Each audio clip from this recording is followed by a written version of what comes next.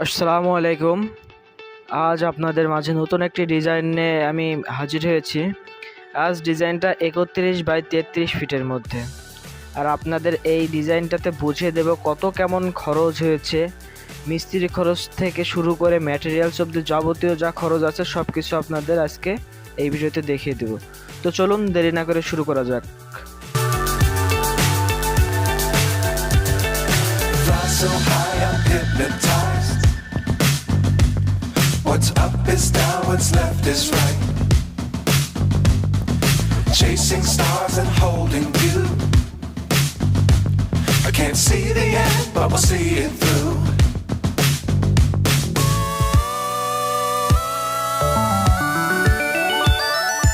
Flying, get on board. We're smiling on top of the world.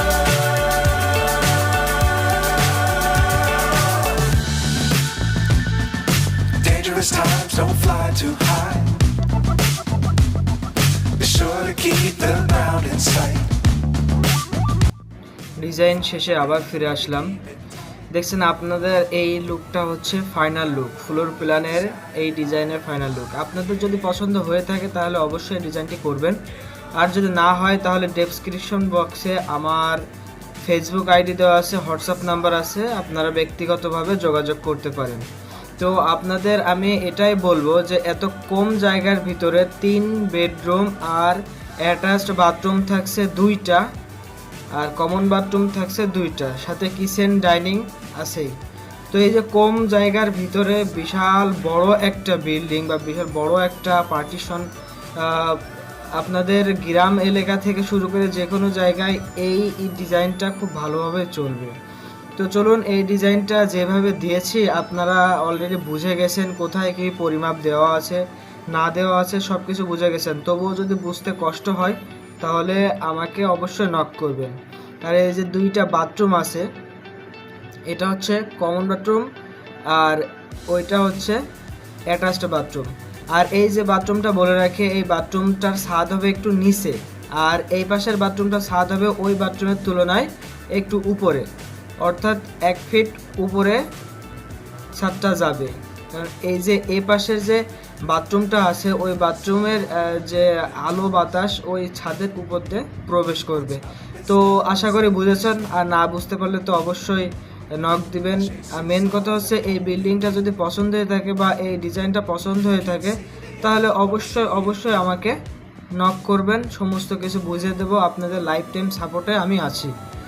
আর যদি পছন্দ না হয় বা জায়গার পরিমাণ কম হয় আপনাদের, বা বাজেটের পরিমাণ যদি কম থাকে তাহলে অবশ্যই আমাকে নক দিতে পারেন। তো দেরি না করে চলুন এবার হিসাবের কথায় যাই।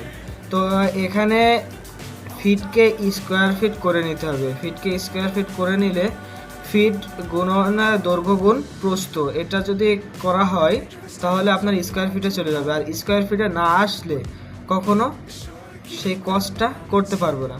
তো এখানে এসেছে আপনাদের 1023 স্কোয়ার ফিট। 1023 স্কোয়ার ফিট আহামরি বড় না, একটা মিডিয়াম জায়গার মধ্যে মিডিয়াম ধরনের বাড়ি এটা। তো এই বাড়ির সাথে বারান্দা তো আছে, বেলকনি যেটা বলে, আর মানে সিঁড়িটা রাখা হয়েছে একটু অন্য স্টাইলে, জায়গা ছিল সেজন্য এটা দিয়েছি যাতে সিঁড়ির রুমের নিচে বড় একটা গেট থাকতে পারে।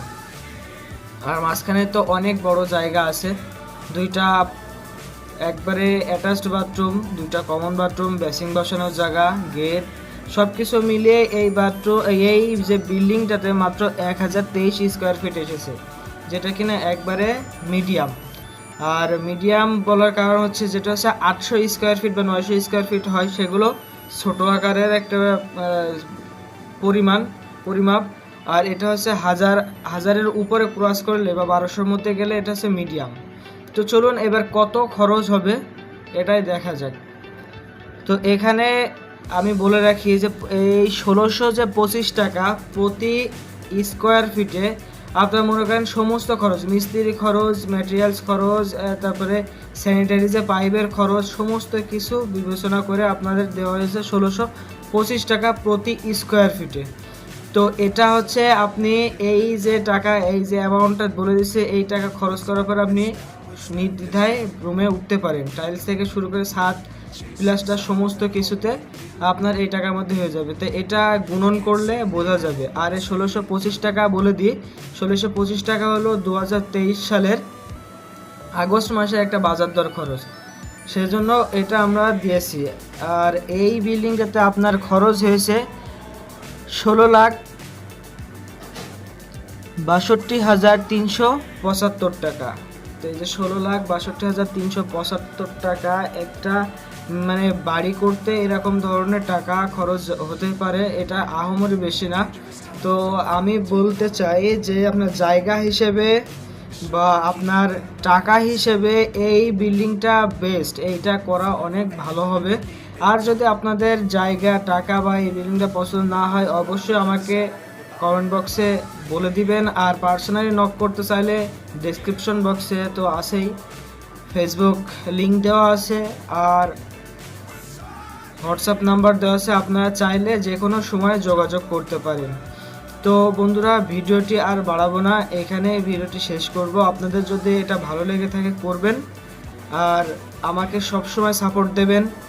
আর এই ভিডিওটা করে আপনারা যদি উপকৃত হতে পারেন, চ্যানেলটি সাবস্ক্রাইব করে দিবেন এবং পাশে থাকা বেল আইকনটি বাজিয়ে দিবেন। ধন্যবাদ।